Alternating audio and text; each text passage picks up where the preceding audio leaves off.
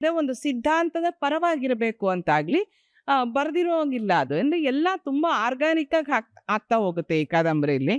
ಹಾಗಂತ ನೋಡ್ತು ಅಂತಂದ್ರೆ ಆ ವೇದಿಕೆಯ ಮೇಲಿರುವ ಎಲ್ಲ ಹಿರಿಯರೇ ಮತ್ತು ಇಲ್ಲಿ ಕೂತಿರುವ ಎಲ್ಲ ಹಿರಿಯರಿಗೂ ನಮಸ್ಕಾರ. ತುಂಬಾ ಹಿಂಜರಿಕೆ ಮತ್ತೆ ಸಂಕೋಚದಿಂದ ಮಾತಾಡ್ತಾ ಇದ್ದೀನಿ. ಇದು ಹೆಂಗಾಗಿದೆ ಅಂತಂದ್ರೆ ಎಕ್ಸಾಮ್ ಹೆಂಗೋ ಬರಿಬೇಕು ಅಂತ ಪ್ರಿಪೇರ್ ಆಗಿ ಬಂದ ಮೇಲೆ ಕ್ಲಾಸ್ಮೇಟ್ಸ್ ಜೊತೆ ಲೆಕ್ಚರರ್ಸು, ಪ್ರಿನ್ಸಿಪಾಲು, ವೈಸ್ ಚಾನ್ಸಲರ್ ಕೂಡ ಇದ್ದಾಗ ಮಾತಾಡು ನೀನು ಅಂತಂದಂಗೆ ಈ ಸಭೆ ಇದೆ. ನಾನು ತುಂಬ ಗೌರವಿಸುವಂತಹ, ಗೌರವದಿಂದ ಓದುವಂತಹ ಹಲವು ಬರಹಗಾರರು ಇಲ್ಲಿದ್ದಾರೆ. ಮೊದಲನೇದಾಗಿ ಇದರ ಒಂದು ಭಾಗಕ್ಕೆ ನನಗೆ ಅವಕಾಶ ಮಾಡಿಕೊಟ್ಟ ಪಾತಣ್ಣ ಪ್ರತಿಷ್ಠಾನದ ಅಧ್ಯಕ್ಷರು, ಎಲ್ಲ ಪದಾಧಿಕಾರಿಗಳಿಗೆ ನನ್ನ ಧನ್ಯವಾದಗಳು. ನಮಗೆ ನಾನು ಮತ್ತು ಆಶಾದೇವಿ ಮೇಡಮ್ ಜೊತೆ ಕೆಲಸ ಮಾಡಿದ್ದು ಕೂಡ ನನಗೆ ತುಂಬ ಸಂತೋಷ ಆಯಿತು. ನಮಗೆ ಬಂದಿದ್ದು 11 ಕಾದಂಬರಿಗಳು. ಮೊದಲು 10 ಕಳಿಸಿದ್ರು, ಆಮೇಲೆ ಇನ್ನೊಂದು ಬಂತು, ಒಟ್ಟು 11 ಕಾದಂಬರಿಗಳು. ನಾನು ಪಾತಣ್ಣ ಸರ್ ಹತ್ರ ಮಾತಾಡ್ತಾ ಹೇಳಿದೆ, ಸರ್ ತುಂಬ ಕಷ್ಟದ ಕೆಲಸ ಏನು ಅಂತಂದರೆ ಪ್ರತಿಯೊಂದು ಕಾದಂಬರಿ ನಮಗೆ ಕಳಿಸಿದ್ದ ಪ್ರತಿಯೊಂದು ಕಾದಂಬರಿಗಳು ಚೆನ್ನಾಗಿದೆ ಅಂತ. ಅಂದರೆ ತುಂಬ ಚೆನ್ನಾಗಿ ಆರಿಸಿ ಕಳಿಸಿದ್ರು. ಓದುವಾಗ ಪ್ರತಿಯೊಂದು ಕಾದಂಬರಿನೂ ಓದಿ ನಾವು ಪಾಯಿಂಟ್ಸ್ ಮಾಡಿಕೊಂಡು ಡಿಸೈಡ್ ಮಾಡಬೇಕಾಗಿತ್ತು. ಅಂದರೆ ಸುಲಭ ಆಗೇ ಇರಲಿಲ್ಲ. ಕಾದಂಬರಿ ಓದುವಾಗ ನಾವು ಯಾವಾಗ್ಲೂ ಒಂದು ವಿಮರ್ಶೆ ದೃಷ್ಟಿಯಿಂದನೇ ಓದಕ್ಕೂ ಆಗಲ್ಲ. ಕೆಲವು ನಮ್ಗೆ ತುಂಬ ಇಷ್ಟ ಆಗ್ತದೆ, ಅಂದರೆ ಭಾವನಾತ್ಮಕ ಕಾರಣಕ್ಕೆ ಕೆಲವು ಇಷ್ಟ ಆಗ್ತದೆ, ಕೆಲವು ಅದು ಒಂದು ಸೋಷಿಯಲ್ ಜಸ್ಟಿಸ್ ಬಗ್ಗೆ ಮಾತಾಡ್ತಾ ಇದೆ ಅದಕ್ಕೆ ಇಷ್ಟ ಆಗುತ್ತೆ. ಇನ್ನು ಕೆಲವು ಇನ್ನೊಂದು ಪುಸ್ತಕ ನಾನು ಯಾವುದು ಹೆಸರು ಹೇಳಲ್ಲ, ಇನ್ನೊಂದು ಕಾದಂಬರಿ ಬಂದಿತ್ತು, ಅದು ಚಿತ್ರಕಥೆಯ ಪ್ರಯೋಗ ಮಾಡಿ ಬರೆದಿದ್ದಂಥ ಕಾದಂಬರಿ ಅದು. ಅಂದರೆ ಒಂದು ಚಿತ್ರಕಥೆ ಹೆಂಗೆ ಬರಿಬೋದು ಅದನ್ನು ಕಾದಂಬರಿ ಸ್ವರೂಪದಲ್ಲಿ ಅದು ಬಂದಿತ್ತು. ಇನ್ನೊಂದು ಒಂದು ಪದ್ಯದಷ್ಟೇ ತೀವ್ರತೆ ಇರುವಂತಹ ಒಂದು ಕಾದಂಬರಿ ಕೂಡ ಬಂದಿತ್ತು. ಹೀಗೆ ಹಲವಾರು ಕಾದಂಬರಿಗಳು ಬಂದಿತ್ತು. ಆದರೆ ನಾವು ಒಂದು ಜವಾಬ್ದಾರಿ ಹೊತ್ತು ಕೂತಾಗೇನಾಗತ್ತೆ, ನಮ್ಮ ವೈಯಕ್ತಿಕವಾಗಿ ಇಷ್ಟ ಅನ್ನೋದೆಷ್ಟು ಮುಖ್ಯನೋ ಅದು ಒಂದು ಕಾದಂಬರಿಯ ಎಲ್ಲ ಮಾನದಂಡಗಳನ್ನು ಸ್ಪರ್ಶಿಸ್ತಾ ಇದೆಯಾ, ಮೀರೋದಕ್ಕಿಂತ ಮೊದಲು ಸ್ಪರ್ಶಿಸ್ತಾ ಇದೆಯಾ ಅಂತ ಕೂಡ ನೋಡಬೇಕಾಗತ್ತೆ. ಹೀಗೆ ನಾನು ಆಶಾದೇವಿ ಮೇಡಮ್ ಮಾತಾಡ್ತಾ ಒಂದೊಂದು ಕಾದಂಬರಿ ಬಗ್ಗೆನೂ ಮಾತಾಡ್ತಾ ಕೂತಾಗ ಒಂದು ವಿಷಯ ಹೇಳಬೇಕು ಅಂದರೆ ಇಬ್ಬರಿಗೂ ಇದೇ ಕಾದಂಬರಿ ಮೊದಲಿಗೆ ಅಂತ ಇಷ್ಟ ಆಗಿತ್ತು. ನಾನು ಆಶಾದೇವಿ ಮೇಡಮ್ ಬರೆದು ಕೂಡ ಕೊಟ್ಟಿದ್ದೀವಿ ಅದನ್ನ.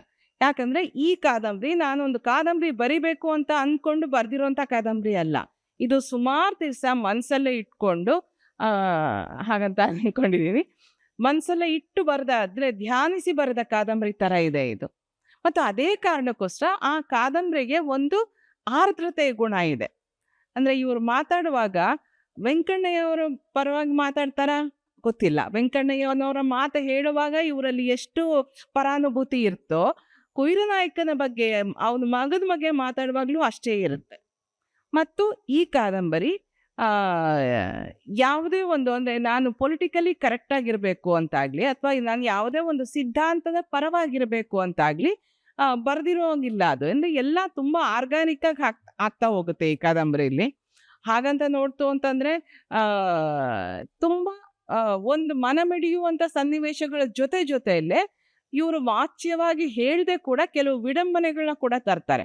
ಅಂದರೆ ಸ್ವಾತಂತ್ರ್ಯ ಬರಲಿ ಅಂತ ಎಷ್ಟು ಪರಿತಪಿಸ್ತಾ ಇದ್ದ ವೆಂಕಣ್ಣಯ್ಯ ಒಂದು ಕಡೆ ಇರ್ತಾರೆ, ಬಲ್ಲಾಳ ನಾಯಕರಿಗೆ ಅದರದ್ದು ಇದೇ ಇರಲ್ಲ. ಅಂದರೆ ಯಾವಾಗೂ ಒಂದು ಆಳ್ವಿಕೆಯ ವ್ಯವಸ್ಥೆ ಇರ್ತದಲ್ಲ, ಅದು ಒಂದು ಆ ವ್ಯವಸ್ಥೆಯ ಒಳಗಡೆ ಇರೋರು ಯಾವಾಗ್ಲೂ ಯಾರು ಆಳ್ತಾರೋ ಅವ್ರ ಪರವಾಗೇ ಇರ್ತಾರೆ.